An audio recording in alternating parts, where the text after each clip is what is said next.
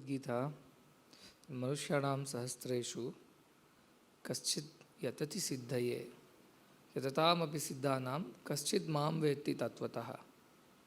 Out of thousands of people, thousands of beings who are born on earth, who are capable of understanding God, who are capable of realizing God, Manushyanam Sahasreshu, thousands of them, Kaschid, somebody, one amongst them, Yatati Siddhaye. He works hard, Yatati, to achieve it, to Siddhaye. To achieve it, he works hard. Yatatam api Siddhanam, of those who work hard, that is one on the thousands, who work hard to achieve that, Kaschid Mam Vetti Tatvataha. Some one person ultimately comes to know me, to realize me. That is the plight of the world. If in that yuga, when generally people were more spiritually inclined, so to say, generally they were more interested in the higher things in life. There were more rishis, there were more munis, the Gurukula system was still intact. In those days only, if Sri Krishna himself has to say this, there are thousands of people, some one fellow puts efforts on this path. And those who put efforts in that, some one person ultimately gets to know me. If that is the case in Krishna's times, historically say 5,000 years ago, in 5,000 years the amount of decline that has happened in the culture of India, the Vedic Dharma Marga Parata culture, which has become Adharma Marga Parata now. Everything and anything is okay. Nobody is what they are. And in this Kali Yuga, if after 5,000 years, there is no concept of Gurukula. Gurukula is a fancy word to attract attention. And in the name of Gurukula, international schools run without real effort to run it as a Gurukulam. The children are sent primarily to learn the worldly education, and the teachers and the system is at the mercy of the rich parents who can pay the fees. In this place, in this time, in these circumstances, thinking of a system which completely changes the way of teaching and learning is almost impossible. But for a system like ours, which is absolutely free of cost, and we have no personal agenda whatsoever, we have nothing in our minds to gain from it. Because we are desireless, therefore we have the power. That is what I said the other day. Abhayam, only Vairagya. Only Vairagi has a Abhaya, fearlessness. What can happen? Whatever happens, we will see. So that is the kind of confidence that those have who have this Abhaya. Otherwise, they will not be able to think also in these lines. Anyways, Narasimhamurthy has well explained the necessity for it. However, in due course of time, it will get implemented. I said you have both avidya. Avidya means the aparavidya and the real vidya, suvidya, paravidya. Both have to go hand in hand. So our children must learn computers, they must learn mathematics, science, the concepts of sociology, philosophy, everything as languages, literature. Also they should learn all the other life skills, be it agriculture, be it animal, looking after animals, be it even looking after the environment, or doing all the day-to-day things. They should be able to cook a decent meal for a few people. They should be able to drive a car. They should be able to swim. They should be able to engage in sports and other activities. They should be able to do everything, literally everything. That is why other day I was explaining in our students' house there should be Sarva Veda with Shura Nai, Dhira. When Sri Rama went to Sri Rama, Lakshmana, Bharata, Shatrughna went to Vasishta's ashram and they were finishing, their graduation is over. At that time, Vasishta, the Valmiki Ramayana describes how these students were in 4 words, 4 phrases. Well, Sarva Veda with, they are completely knowledgeable of all Vedas, not like our Chaturvedi in the story. They are Sarva Vedi.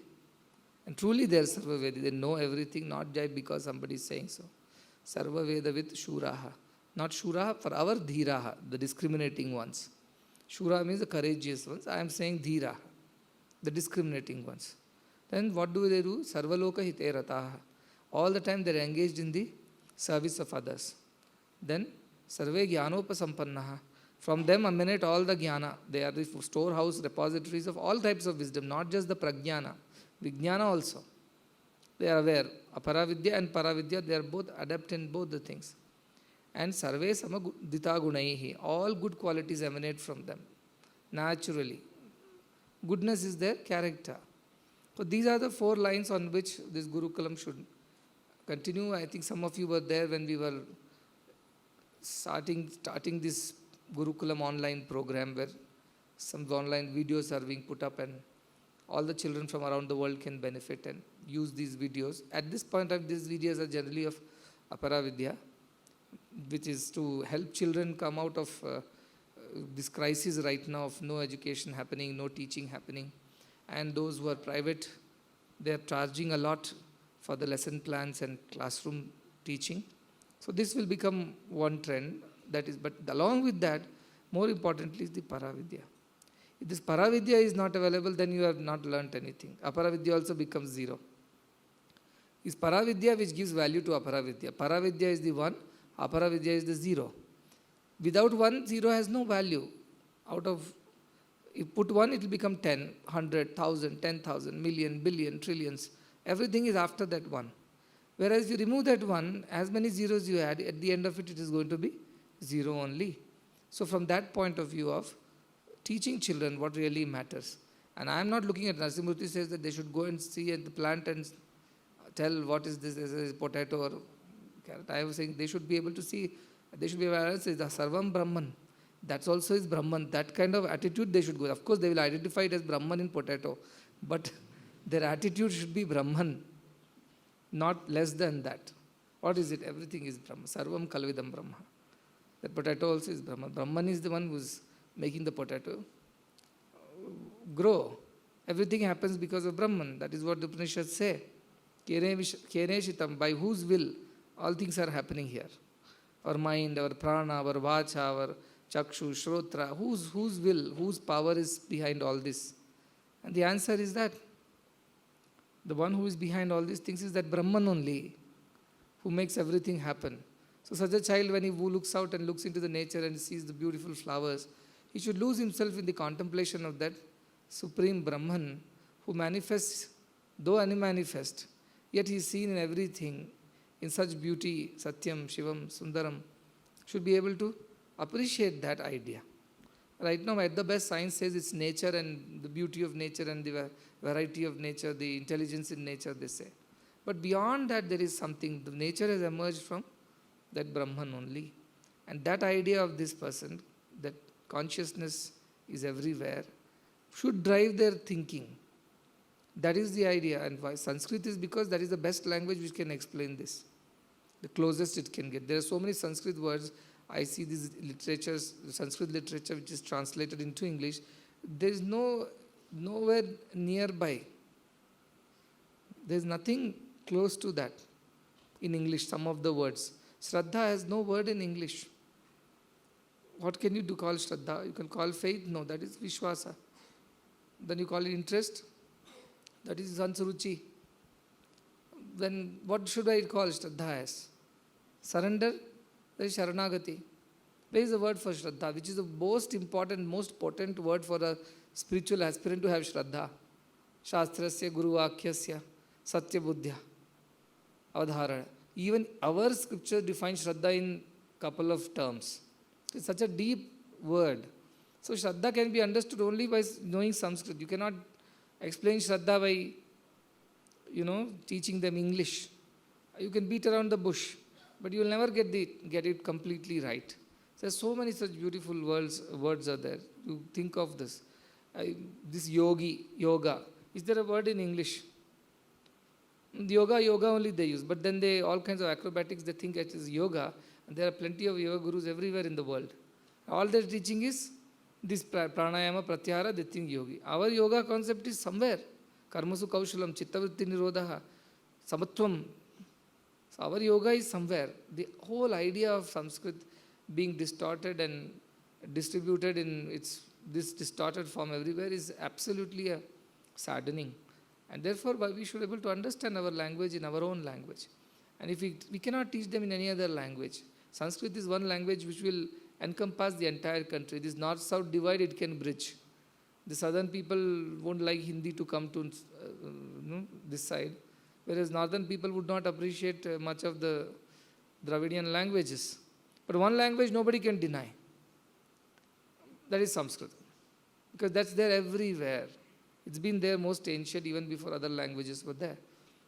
So that is one bhasha which can help us study all the scriptures and understand them in the right perspective without misunderstanding them, wrongly understanding them by interpreting them in different ways through different languages which don't have any closeness also. Sanskrit. It's the most logical language.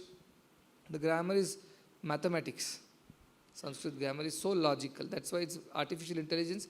Of course, Sanskrit is the best language to suit artificial intelligence because it's so methodical. I even read a report, probably I'll share with the university, that how learning Sanskrit in terms of Shruti, by just listening and repeating, can create new neural networks, in our mind.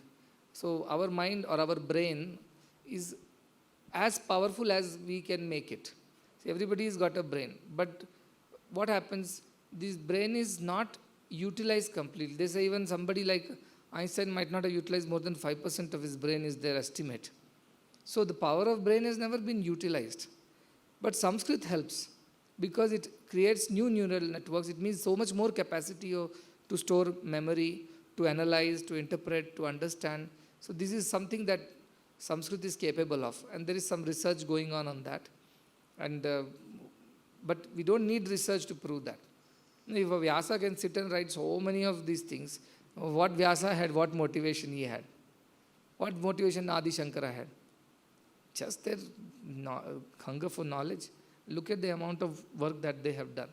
So Sanskrit is definitely very helpful. Whatever little Sanskrit you know, it will help. And earlier you learn, the better it is. So that all will definitely happen, because it should not happen that even after all the facilities, all these things are available to us at this point in time, yet we miss the bus. Yet we allow things to go on as they are going on and there is nothing, no changes are made. Then we should not, the future will not forgive us. Saying you got everything to make a difference and you just were complacent, by dead habits, you did not do any changes. But let something happen in this field. For all languages are beautiful, especially all Indian languages, which are original languages, all have equivalents of Sanskrit. Or they will just take the Sanskrit word itself and put it there. Whereas all the foreign languages, the European, the Greek, or whatever, Indo-European, Indo-Greek, they have some words similar, and for some words there is no equivalent at all. That's all the more the reason why Sanskrit must be saved and propagated. And I am sure a day will come when many people will adopt Sanskrit as their primary language, as their spoken language, written language, official language. That day will also come, but with the passage of time. Otherwise also we should learn Sanskrit, even if you are not planning to learn too much of Vedas, Upanishad.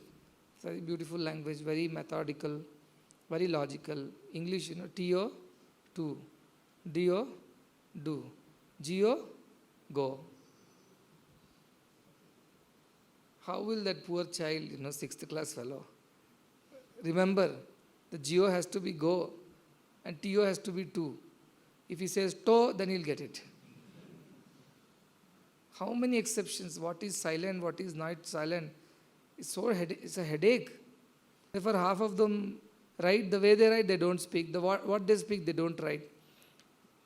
None of the languages of the world can match Sanskrit. Sanskrit, just as it is written, that is how it sounds, that is how it is spoken, and that is what it is meant also. There is no other meanings in that. It is what it is. So you have to understand the value of this amazing language that has come our way, Deva Bhasha. All gods converse in Sanskrit, it seems. So nevertheless, that is the most important. But now we are not talking about any language. We are talking about beyond languages at this point in time. We don't want to talk. We want to be in the state of Maunam. Maunam Munir Lakshanam. It is the Lakshana, quality of a Muni. Because all the Muni, the word Muni has come out of Maunam only. Mauni, Muni. The one who always keeps quiet is Muni. Why he keeps quiet? Because he understands it's a waste of time to speak. Sitadhi Muni Uchyate.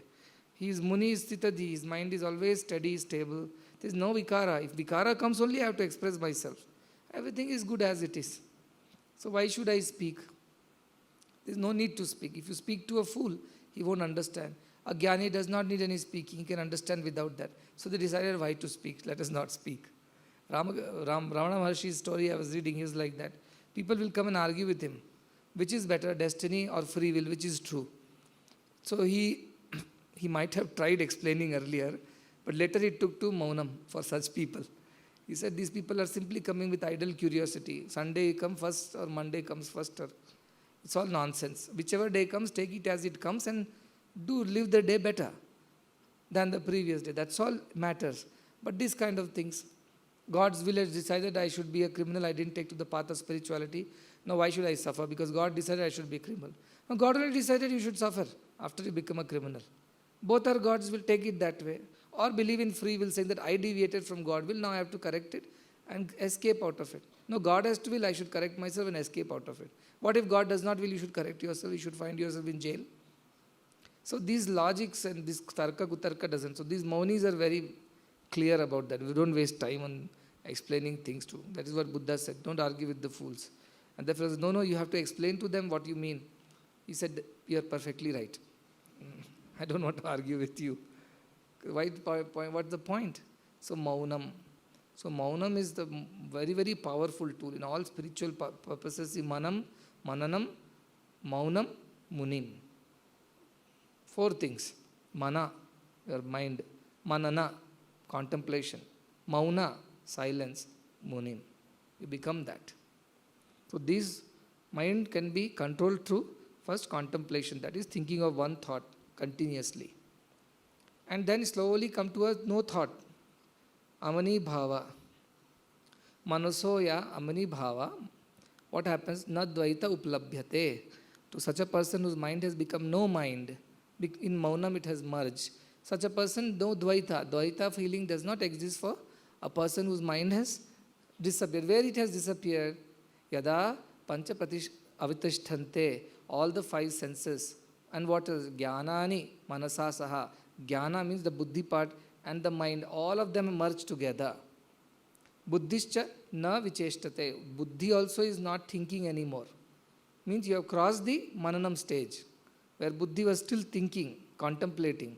Buddhischa na vicheshtate. It also does not think of anything else at that point in time. That is paramam gatim, it says. That is called tamahu paramam gatim, Kathopanishad says. When all your indriyas, 5 of them, have merged themselves with jnana indriya, karma indriya, both have merged with mind. Mind has merged with buddhi, and there is no more buddhi functioning at all, because your mananam stage has been crossed. Now maunam stage has come. And from maunam you become munim. You ought naturally slip into the state of a muni. Who is muni? Who is a muni? Sitadhi. Sitadhi means samadhi. We said dhyana which will lead to samadhi. So now many people are asking me questions. Swami, we are contemplating on Brahman and we are thinking of attributes of Brahman. So is that all right? I said, you are very amazing, because Brahman is not supposed to have any attribute at all. Brahman is Brahman. How is Brahman? Brahman is etadvaitad. That is that. It doesn't have attribute. Yes, Sachidananda, all these things are at the level of trying to make you understand what it is, because you never tasted it. You see, that is why our scriptures went by neti concept. This is not, this is not, this is not. The closest they try to explain is asti bhati priyam, satchit sukham, or satyam jnanam anantam. They try to explain, but till you know it, you don't know it. So when you will know it, when you have even crossed the stage of mananam into a deep maunam, that is when it reveals itself. Till then it won't reveal. So you started with pranayama, pratyahara, mana stage. From manas, what is went to mananam, you went to dharana, mananam. Now you are in dhyana, it is maunam. It means in dhyana you are not even trying to understand what the various attributes. That's why I told I don't want to give any saguna bhakti here at this point in time. The moment I bring saguna, then you start thinking of how big the nose is, how big the ears are, how the eyes are, lips are. That is not what we are looking at. Because you will not become that. You will enjoy that. Bhava samadhi or whatever. You may come something like that, but it's not the ultimate. So what happens? You have to keep on practicing this idea that aham Brahman.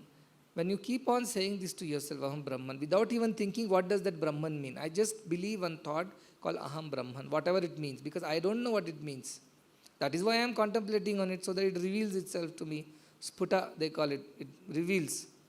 It suddenly bursts and reveals itself. So I go on repeating to myself. Some people have written to me saying that, what should I do? Should I imagine something in my head? I told nothing. That is the whole idea. I don't want you to imagine anything. I don't want you to think anything at that moment. Keep just repeating to yourself, aham Brahma, aham Brahma, aham Brahma, aham Brahma. Keep on repeating. And see to that no other thoughts are coming and interfering. If they are coming and interfering, then remove those thoughts, again start aham Brahma, aham Brahma, aham Brahma. Otherwise what will happen? Some other thought will come, then you say, oh, yesterday Swami talked about Brahman. Brahman is like that, Brahman is like that. Then you have gone away somewhere. You have lost the original plot. So here at this point in time, it's only aham Brahman, and there is no analysis there in the head. All the analysis has happened in Mananam stage only. Maunam stage, there is no analysis. It's one and the thing. That's why Sri Krishna says very beautifully, He says, Maunam chaiva aham guhyam, he says. I am the secret. I am the Maunam of the secret, he says. He says many things. And we keep saying, I am amongst like Atma Vidya, I am a Atma Vidya amongst Vidyas. Adhyatma Vidya and Vidyanam. Like that he explains what he is amongst various things. In that he clearly says, Maunam chaivaham guhyam, secret. That is a secret. And how the Maunam, the silence of that secret is me. Means if you want to know the secret, you have to be silent. That is the key. So learning to be Maunam, a Mauni, will lead you to Muni Tattva, that is understanding Samadhi, whatever comes after Dhyanam, it's only through Maunam. So now you have to sit down and go on thinking to the Mananam. You do other time Mananam when you are walking, keep thinking, oh, this is Brahman, that is fine. Just to keep your thought occupied with the idea of Brahman and not with anything else. If you see a cow also, in your heart of heart you say, see, that is Brahman. It is also Brahman. You see a flower, you think and say, oh, that is also Brahman manifested. Oh, tree is there, that is Brahman. Dog crosses by, that is Brahman. Everything around you, human beings who cross your path, everything is Brahman. Car is Brahman, road is Brahman. Everything is Brahman, you think like that. That should go on as a contemplation all the time. But when you sit down for your meditation, when you sit down in one place steadily, after having done your little pranayama to control your energies and stabilize them, after having got your mind focused, which is scattered everywhere, you brought it all together to one point. And probably first 3-4 minutes you even did the mananam. That Brahman that we are thinking about is that which is everywhere, which is the source of everything, which is permeates inside, outside. All that you think. After that you should slip into the stage of absolute maunam, means no talking inside also. No talking means no contemplating also. Just repeating. Japa. In that silence. Aham Brahma, Aham Brahma, Aham Brahma, Aham Brahma, Aham Brahma, Aham Brahma, Aham Brahma, Aham Brahma, Aham Brahma, Aham Brahma, Aham Brahma, Aham Brahma, Aham Brahma. That should go on in your mind. No need of shouting. Go on like this. And you see suddenly at some point of time it will decide, okay, this is time. And it will take care of whatever it needs to do. So now because some people ask, what should I be doing during chanting Aham Brahma? I said, you should not be doing anything. That is the whole purpose. Could I imagine Swami as the Brahman? No. Can I imagine? No. Don't imagine. No, imagine nothing. Just sit. Just keep repeating this. Now, who is repeating this? My mind is repeating. Don't even think who is repeating. Just repeat. Don't. The moment you think, is my mind repeating, you have invited trouble. Then mind will come and say, yes, yes, I am the one who is repeating. And you know what? I am planning to do this after the meditation. And then after that in the afternoon, oh, you invited big trouble. So you just keep repeating. Who is repeating? Brahman only is repeating. Truth is that. But I don't know that you have to realize for yourself. Because he says that how this pranasya prana, who is the pranasya prana? Mana, the first thing he asks is, Keneshitam patati manaso. That first, who makes the manas think and go towards its destination? Preshita, which it wants to achieve. How does it, who makes that mind go towards that which it wants to achieve? Who he asks. It means who is repeating right now? Brahman only is repeating. Brahman only is pushing that repetition. The moment you think, no Swami, this is my mind only, no? Which is repeating this. The moment you think like this, you have invited the mind. It will immediately appear like genie from the, you rub a little and that's it, it's there. Tell me what next. In fact, that genie is good. It asks you what should do. This genie will command you, let us do this next. Okay, finish your meditation. How long will it take? 5 minutes? Okay, I'll wait. 5 minutes later, can we go and have a dosa? No, it will ruin your meditation. So some people asked, is it not my mind only, Swami? You are saying you should repeat this. If I have to repeat, I have to involve my senses, involve my mind, isn't it? I told, don't even think. Because Kene Shitam, who is behind this mind? Manaso manoya. The mind of the mind is behind this mind. So anyway, you don't have to worry about this. When you're chanting, don't even think who is repeating. Is it my body repeating, my mind repeating, is my buddhi repeating? Don't even bother, don't even give that thought, just keep repeating. Satata japet. Keep on repeating, and what will happen? Don't even give an idea that any of your faculties are repeating this mantra at this point. That also you don't allow. Just keep repeating, keep repeating. And as you keep repeating, you will merge into that. Just keep chanting, Aham Brahma, Aham Brahma, Aham Brahma, Aham Brahma, Aham Brahma, Aham Brahma, Aham Brahma, Aham Brahma, Aham Brahma, Aham Brahma, Aham Brahma, Aham Brahma. See, I am repeating, but I am not thinking of anything else. For that moment, I am not even thinking you are sitting in front of me. It will become like intoxicating feeling. You will lose yourself slowly into that feeling. You will merge, melt into that, without you realizing. The repetition may still be going on in your mind level. But suddenly you realize, see, I am closing my eyes, I am not able to open it if I repeat it 5 times also. That's why I was telling somebody, oh, this bhajan and all, I have to keep myself wide-eyed open, because after that I am not feeling like speaking. It is a punishment. Bhajans are very, very high quality. It's done with great fervor and devotion. It's very difficult. 5 times if I repeat Aham Brahma, I don't feel like repeating, talking again. But this is a very important question somebody asked, Swami, am I not using my mind to repeat that Aham Brahma?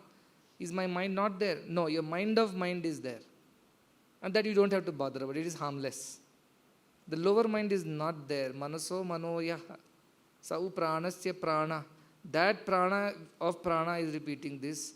That mana of mana is repeating this. Who is hearing this? Chotrasya Shotram is listening to this repetition. And who will see it? Chakshuscha Chakshu will finally see it. That is why Vaikari is over. Madhyama is also over, because you are not even repeating in your mind to yourself. I am not even bothered about Pashyanti, whether you are getting lights, colors, or what form, what name. Nothing is there.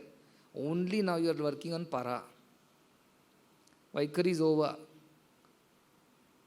Madhyama is over. Pashyanti is not our lookout. Even if you start seeing, I was telling a story of a lady who went to Ramana Maharshi, and she said that she had learned some meditation from a guru.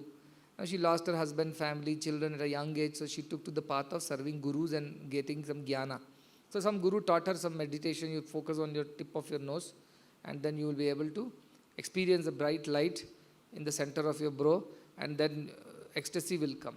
So she learned that, and poor lady didn't know much. So she kept on repeating, and sometimes she'll go off into ecstasy for 1-2 hours. She was also in charge of serving Ramana his food. So that's how she knew Ramana, and Ramana knew her. So one day she herself on her own went and asked Ramana, is it okay that I am doing this? I'm sitting and focusing on this nose, and then I get these visions and I feel very ecstatic, very, very happy, I feel very peaceful. Is it all right? He said, no. This is not that. This is also a lower idea. Siddhis are lower idea. Samadhis are lower idea. Now you will be thinking there no motivation left in doing this. I thought some bliss I'll experience at the end of the day. Till now Swami was saying suddenly he's moving the target. It looks like this is always moving, he's never catching. But this is the truth. You may experience Samadhi, good, because that is when all your senses are come to a steadiness, harmony, Samadhi. Everything has become silent and equal. So that has come. That is good because you can escape this otherwise painful distractions of the world with Samadhi. Somebody is bugging you too much, you just close your eyes and Aham Brahma and you go on in Samadhi. And he can keep speaking what he wants to speak. It doesn't matter to you because you are not listening. So what happens? You save yourself the trouble of listening to nonsense, seeing unwanted, by withdrawing your senses within and establishing Sasvitihi, Saswarupastitihi. You get back into your original state. Then what happens? You don't have to bother about all these things around you. So that is one great escape from the otherwise worldly nonsense. So that way Samadhi will help you to experience that joy. But more importantly is that there is a state beyond that, that is what we are looking at. That state will come, but to get into that room you have to open this door, isn't it, to get through. So the door opening is what it is happening right now. So you open the door through dhyana, and when the door opens, the other side is that samadhi, that state. And by continuously practicing this, that state will become natural to you, like walking is natural to you. You don't have to put efforts. You don't even realize that you are walking. But you keep walking. And simultaneously you do all other activities. Like that, that state of consciousness will become natural state for you while you keep doing all other activities. It just will take one moment of focus and you will be back into that state. So it will be like a screen on which the movie is playing. The screen is not seen, movie is seen, people are seen, the pictures are seen. Like that your life will become a movie. Any point of time you feel, no, I want to, it's too much. You don't have to switch off the movie, just focus on the screen. Because you cannot switch off life's movie on your own. It will have to go on. But what you can do, you can switch your focus. From watching the pictures and worrying about who is dying and who is winning the battle, to focusing on the screen, saying that look at the screen, how beautiful it is that all the pictures run on it, yet nothing happens to the screen. So that is the idea with which life will become a natural samadhi. All the time that state will be equal-mindedness, and you will become very silent generally. Yesterday only I was discussing this, saying, oh, I can't imagine I lived like this before this month, 1 month back. I used to talk so much, I used to see this, I used to go there. Suddenly the person feels that how could I do all these mad things? It was just 1 month ago, it looked like somebody else was doing. Today I am somebody else they are feeling. Because they have changed. They have transformed into something else already. And there is what is the first thing? Parashanti. Already you are experiencing some bouts of that peace. At least mental peace. So that changes you should feel within yourself. The whole life should become calmer, more silent, more slow, and you should feel speaking is a burden. If you really need to open your mouth, it should be worth the words, whatever has to happen because of your instruction, should be worth it. Then only you feel like opening your mouth. Otherwise, Atmanyava Atmantushta. You are busy in your own self. Atma Krida, Atma Ratihi. You are within yourself. If ever you must speak, then you know that you are losing silence. You are breaking your maunam. It means you are breaking your ability to remain in a swasthiti. So you are pushing yourself into another lower state of existence. Till you have attained that Sahaja Samadhi. This is the struggle. So you should feel it's a burden to speak, to interact. But you will be very happy doing your things. Change you will see. Offices will become like that. People will come do their thing. There's no necessity to simply go and chit-chat definitely will disappear. Gossip will disappear. When we open our mouth and speak, loose talk happens. Because of loose talks, we speak things which are unnecessary, which are untruth, which are hurtful, which are scandalous. See, all these will not naturally get out of the ashram. Half of the problems will be solved. People will become more kind to each other, at least if not kind, they're not unkind anymore. They're within themselves. Everybody is Brahman, they are going about doing what they have got to do. We keep doing what I have got to do. At the end of the day, you go back to your own place, go back to your swasthiti, you are happy. Everything will become joyful, everything will become peaceful. It's such a beautiful state of existence that is. I have learned that so many people are listening and watching and they're really putting efforts around the world. And some of them keep sending me message that they've been benefiting from it. In these lockdown times when there is so much of mental depression. Today I read one newspaper article on anxiety in this current generation. It's one of the biggest killers. Depression, anxiety, psychological issues. Especially, when they don't get what they want, they cannot deal with it. They cannot deal with failures. They cannot deal with, things that are unfavorable, unpleasant to them. It's so difficult for this generation. Where it is going? Jantu naam narajanma durlabham we say. Where it is going? And today is a whole one-page article in today's, I think, Times, which says that the biggest problem that people are facing right now is depression and mental anxiety. And not just because of lockdown. Generally, people are becoming like that. As I said, 75% of Americans take some tablet or some medicine for depression. Look at that. Such a beautiful human life, and you have to take medicine to keep yourselves happy. What a state we have fallen to. No? Adhapatana. There should be some way out of this. The only out of this is spirituality. And in spirituality, the only school of thought which is ultimate, because fail-proof school of thought, is Vedanta. Bhakti is there, Jnana is there, everything is there. But as I said, you will go and get stuck at some level.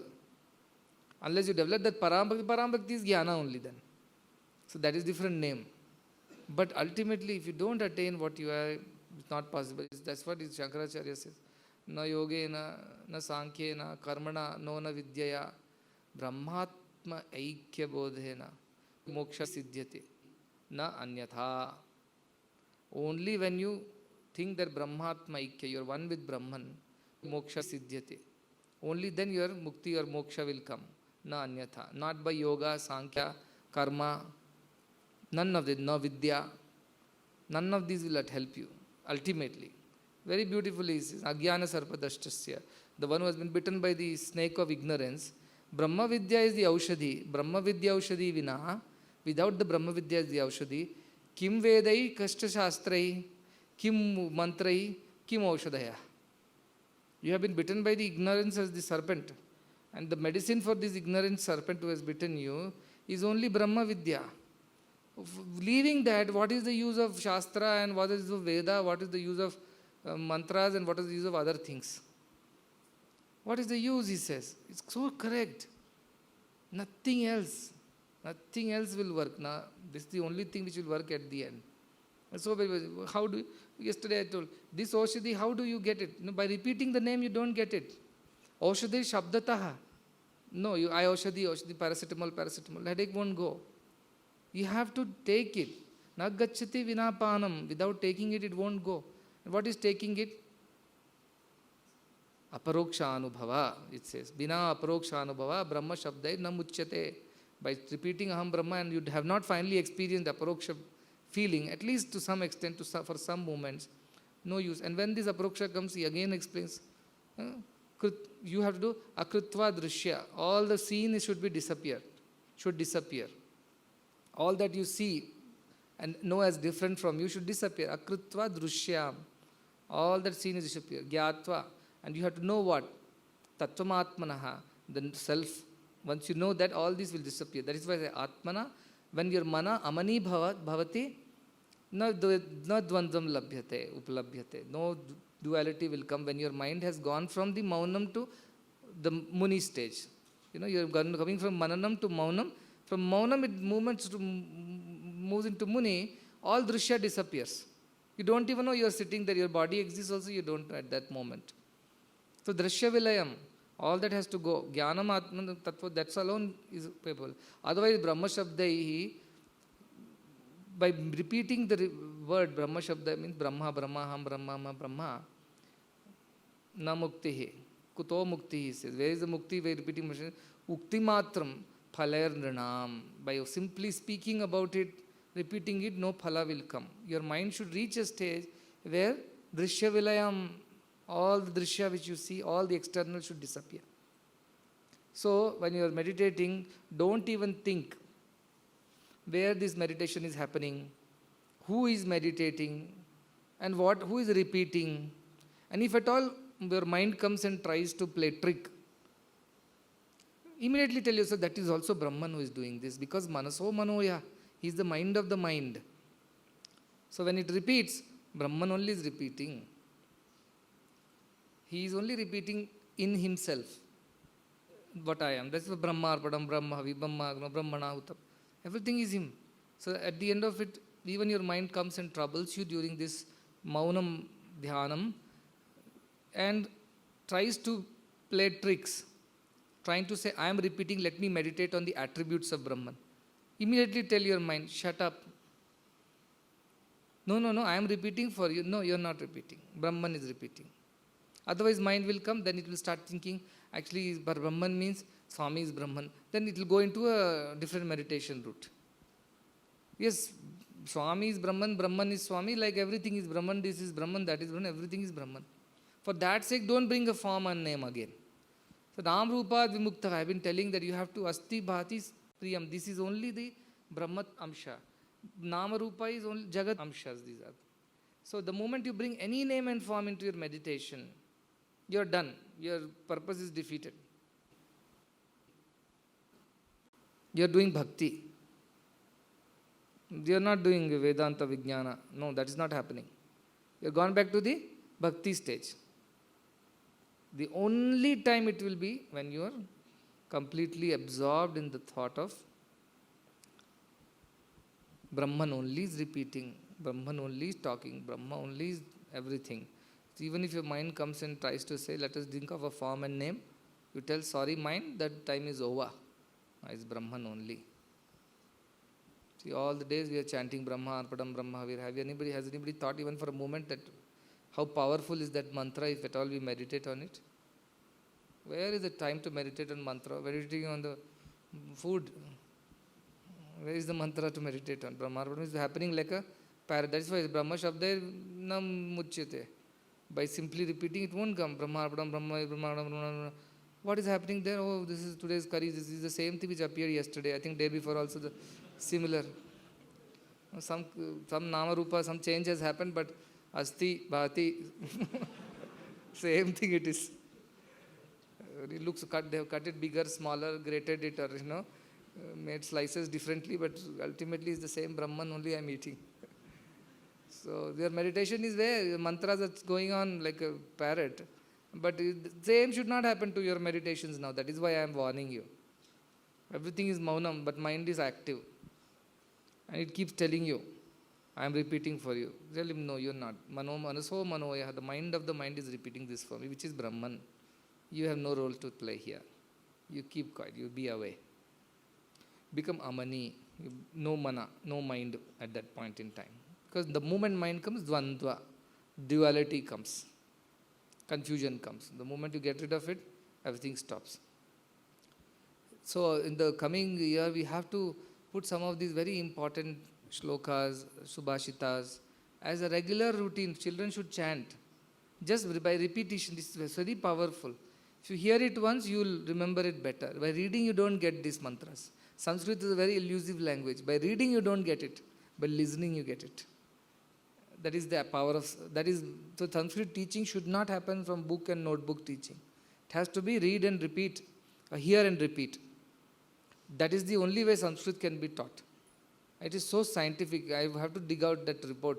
This is coming from Cambridge University as far as I remember, who did this report, and they said that they have studied that some children were made to chant Sanskrit mantras and some children were not in the group, whatever the sample they had taken, and those who chanted, they showed some new neural networks inside their brains, neural pathways, which were not seen in the case of the children who were not chanting. Though everything else, all other variables and parameters were same, except that they were learning Sanskrit and these people were not.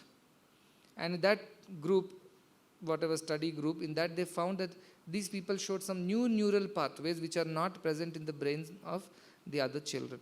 And they simply concluded that the more neural pathways means the more information is being processed, the more memory is being used, the more analysis is happening. Neural pathways are like roads, on that road anybody can go. Suppose I create more roads, more people can go. I create wider roads, more traffic can pass. So these are neural pathways. The psychology will tell you this. But they studied that Sanskrit is doing that. And somebody else also studied that Sanskrit is the best language for artificial intelligence also, they said, because it's very logical. So computer has less to process and remember. It's less burdensome on the computer's processing capacity because this is so logical and methodical. It doesn't have to remember so many exceptions. Like English, it has to remember many exceptions where we write in a way and pronounce it another way. So the computer also is like a child's brain, it has to remember so many additional things now. How do you pronounce this? Some of the things are not pronounced. So you write CHEF, you say chef, but the people will say chef or kef because they have also written character, or they have learned something like chair. So they won't know which is the right pronunciation for chef. But this is a chef.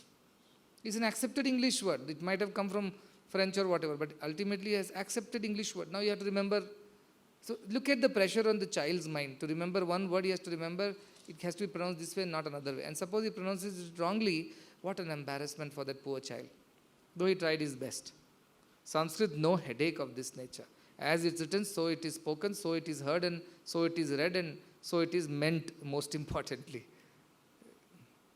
Somewhere is saying gross body, we say gross body, subtle body, causal bodies. In America, gross means is a very bad word. Too gross it is, means too low, and so you cannot use the same, but it means something else. So we don't have the correct examples for Sanskrit in English. We can translate and try to read, but if you can understand Sanskrit as it is, and maybe translate it to your mother tongue, like Telugu, Tamil, Kannada, Malayalam, they're far closer to Sanskrit. Even Hindi to an extent, but it has Urdu influence. But English is like a real far cousin of Sanskrit. Real. Because Greek is little better, because it was having some exchanges in those times, Indo-Greek. But beyond that, if you see, English is like really far. So that is why the unfortunate part, we have to learn in English, speak in English, because that is what the language is being used. But I wish a day will come and everybody can speak in Sanskrit. No? They meet each other, they speak in Sanskrit, they greet each other in Sanskrit. They talk, hopefully they don't talk too much though, but whatever they talk, they talk in Sanskrit. Simple sentences, Have you had your food? Or where are you going? Where are you coming from? Simple things. Are you fine? Is everything okay? Simple sentences you learn first. They are day-to-day, daily sentences which you use in the ashram. So note down, these are 20, 25, 30 general and 20, 25, 30 specific. Just remember those sentences. Make it a culture in the ashram to speak like that. Everybody will speak once you start. So many people don't have the fortune, though born in a country like India, though born in such a Vedic, beautiful, spiritual culture. It's our greatest misfortune that we have. And thanks to all the British system of education which came and stayed. And whatever little changes people tried to make, like Rabindranath Tagore, he tried to make some changes, or Mahatma Gandhi tried something, nothing worked out. And most of the other spiritual leaders didn't bother. They were only busy preaching and philosophizing things. They were not here to propagate, promote. And whatever little gurukulas were there, they died because in the passage of time, because of no support, no students were coming, no parents were willing, no aid or any kind of help to them from the society. So when I went to Tirupati, Gurukulam I saw there, and I went to this, our MLA of Tirupati is there. We went down to his place also. And he also runs a small Gurukulam. And he was telling all small children, but they are like thoroughbred Brahmins there. They're pakka coming from a very traditional orthodox Brahmin families, and he has taken them, and what he has done, he has kept them and teaches them all this through the gurus who are there, And till 24 years they have to be there. They're only 6 years, 8 years now. And till 24 years they'll be there. The only new thing he said he's doing is he realized that in Tirupati, up on the hill, the Gurukulam which is there, in that place they're only teaching Sanskrit, Telugu and whatever. No English is being spoken, no computers, nothing. So these people cannot spread this knowledge. They cannot go out of the country, abroad, and teach this because they cannot speak English. Whereas this MLA used this idea that our children should also learn some English, some computers. And if nothing else, at least they should be able to get on a video call and conduct a online Homa somewhere. That's the trend in this contactless world. At least that much they should know our computers. And so he is trying to do that. And also very interestingly, he kept some 1 lakh rupees deposit or something he has kept for every child, which will grow in interest, and whenever he finishes his education, that is 10, 15, 20 years later, that whatever money is there, first it will be given, because he understood the biggest fear of the parents is that, okay, he will be there in Gurukula 20 years, he'll study with you. After that, where is the money? Suppose he doesn't get any job. He says some funds will be there for that person. Whatever it may be very small amount, but that will help him to start off his life. That's a noble thought. So I like that this MLA's ideas, because I am looking at merging these two, the Apara and Paravidya. I am not saying we are creating Vedic scholars over here. At the same time, I am also very sure that it's not just about scientists, technicians, doctors, engineers. It's not even about that. So it has to be a good balance of both, and with that idea, we are now moving forward. So hopefully you all will be able to appreciate it, and whatever is the cost, we are ready to pay, as long as the train goes in the right direction, does not change the lanes on the way. And that should not happen. 100 years, 1,000 years from now also, these institutions should chug along the same path of para-apara balance.